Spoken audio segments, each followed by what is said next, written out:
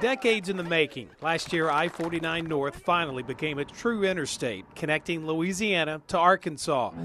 That may seem like filling in a pothole. If we stop fighting each other, compared to the battle brewing over what to do with the 3.5-mile gap stretching across Shreveport. And come to a common goal and realize how important this section is. State Representative Roy Burrell says if we don't get it in gear soon, the money to build it and the economic boom that could follow. About $853 million annually, economic impact. Now who's going to throw that away?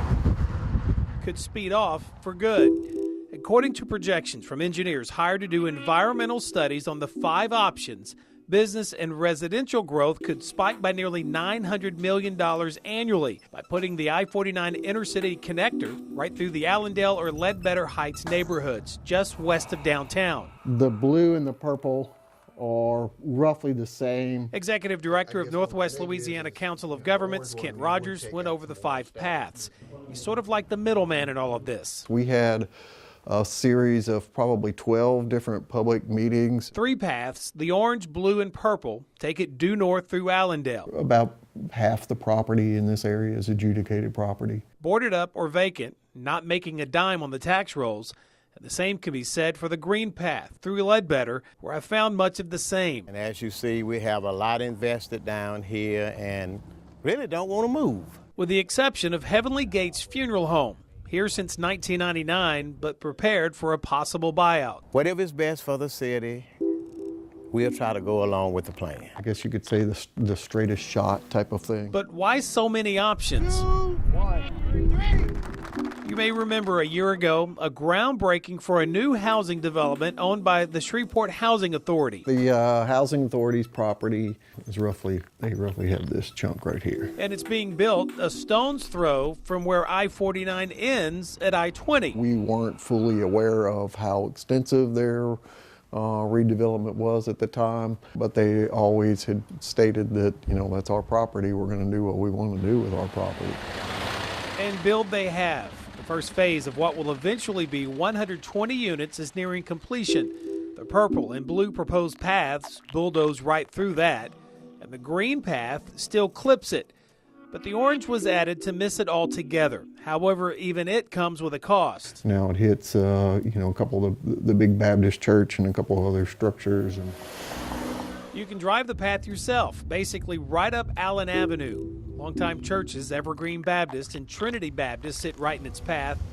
So like me, maybe you're asking, why did the Shreveport Housing Authority build right here, right now? Our past administration was against 49 coming through, so what better way than to block it? Representative Burrell says good old Louisiana politics are at play. Repeated calls for former Shreveport Mayor Cedric Glover were not returned. And that's one that would make use of the existing loop that surrounds the city right now. But his view on this was clear at the groundbreaking. And after repeated attempts to talk to the Shreveport Housing Authority, yes, we are aware that those are proposed routes. They instead had me call Houston attorney Tony Jackson, who handles their affairs. But she says they don't consider highway proposals a concrete plan. Are you worried in the lease, as you build it as we speak, that in just a matter of a handful of years you'll be tearing it down?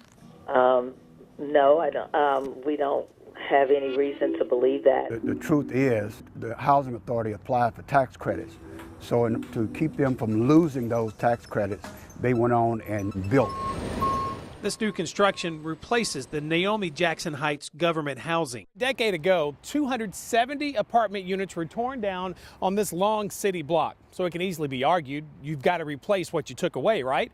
Well, I've learned that this is a private public funds project, and even after all the apartment units are built, only 30 of these will be full-fledged government housing. Pursuing building somewhere else is not an option for the Housing Authority because the Housing Authority doesn't own vacant land somewhere else. But Representative Burrell feels an alternative location could have been worked out. They weren't federally mandated to do anything.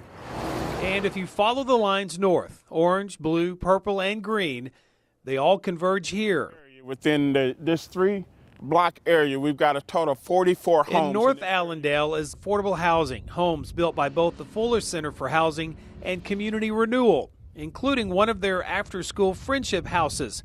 It's truly an entire community of affordable homes on land donated to them by the city of Shreveport. Why did we do this? Why did we make this heavy investment?